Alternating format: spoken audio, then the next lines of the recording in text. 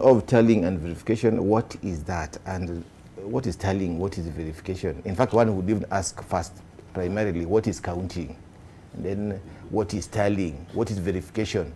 An issue that is likely to also arises in a lot of presidential election petitions is the question of what is scrutiny. But let me focus on the issues that you've raised, which is verifying and tallying. You have rightly pointed out that the question of verifying and tallying begins at verification at large extent begins at the polling station level, where the presiding officer (PO) works with the agents of the candidates to check whether this verification is right. And what is the basis of verification and tallying? It is the Constitution.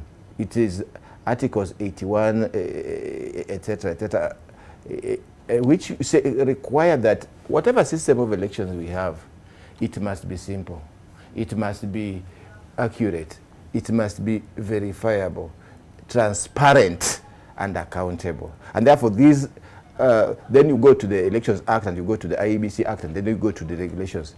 And so the process goes on. It starts with the presiding officer there, where we also have Maina K still reigning supreme there.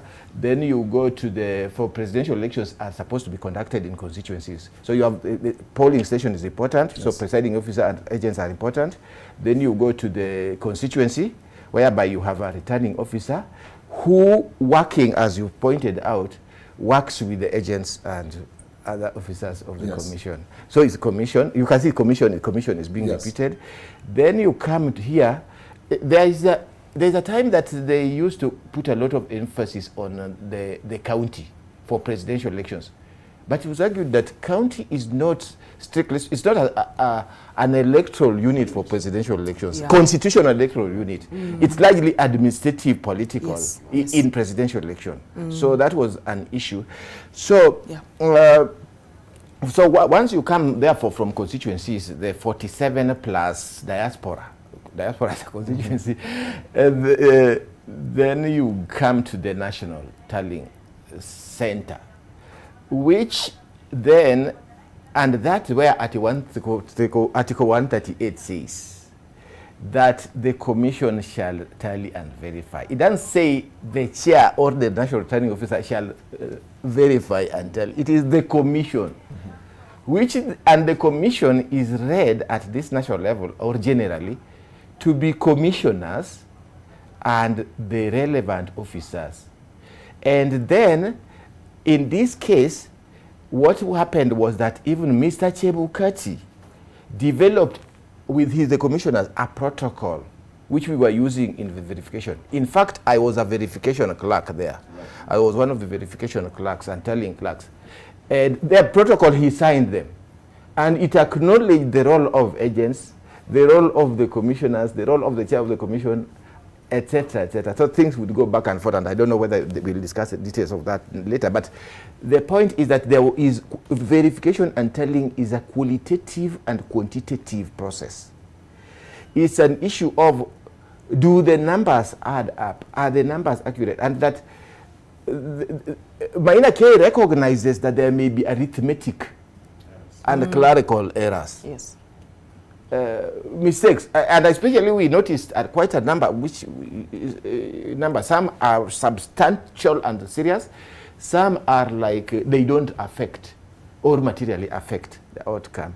So, because many times when these POs are signing those forms, sometimes everybody is so tired there, and sometimes there are some clerical errors, which you can, if you check, it's not too bad, but some can be fundamental. That's quantitative. Qualitative is about where does this form have the security features? Was it signed by the relevant people? And in some cases, we were finding that some people allegedly signed for Zimio, etc., etc. Those are some of the qualitative and serious issues that one needs. We should be here listening to. Those are very serious issues. So there is qualitative and quantitative verification and tallying. So my understanding then is IBC commissioners at this point, they do not cast, count, or tally the votes. So you have the commissioners, you have the desks that were there in the auditorium where they were going through the different stages of verification. There were error logs that were in place in the event that numbers don't add up. But the final tallies are at the polling stations, as you refer to the minor KI case. So if the work of the commission is to get the official results from the officers, the IBC officers, that look, we verified these numbers, they add up, before adding them to the Form 34C. Then, is the commission then supposed to do a vote on what the final tally should be, which now in this case it's Chebukati who makes that announcement? Should they all agree and then say, fine, this is the figure we all agree with, now we can announce? Do they cast a vote? If they disagree, does that then nullify that the numbers are wrong? Because the chair is duty bound to make that announcement by law either way. Yeah, let me emphasize, for the avoidance of doubt, that really, yes, the chair has the duty, the obligation, and the power to make the declaration. But then let's step back. Mm-hmm. It's the final result, final decision of a process. Is the outcome of a process. So I've read in social media, I've read in print media, I've heard people saying that, you know, presiding officers and polling station presiding officers, POs, and constituency returning officers can just take those results, give them to the chair, and lo and behold, the chair declares, absolutely not, that's unconstitutional, illegal, unlawful, irregular. Because Article 138 tells us in a clear English. In fact, the control, one of the reasons why the control is so, Professor Sihanya here was mentioning about the fact that many, even non-lawyers, can discuss the Constitution. One of the reasons is because it was decided that the control be written in English, rather than what I would call Nairobi or Kenyan English, rather than in legalese. Notwithstanding, those things are no longer in the Constitution, which was a way of lawyers hiding things. So the control, Article 138 is written in English, Kenya and Nairobi English, which is basically the commission shall tally and verify. It doesn't say the chairperson. Where the commission wants to say chairperson, it says so. It is in clear English. So it is the commission, and the commission is a commission consisting of 7 commissioners with a chair part of the commission. The chair is not the commission, and with officers. And from the floor, I think a quick maybe correction or clarification is that actually the commission was presiding over the verification and tallying at Bomas, because they would work. Of course, they ought to, because as the 4 have said, in so many situations, even then they were just hearing about it.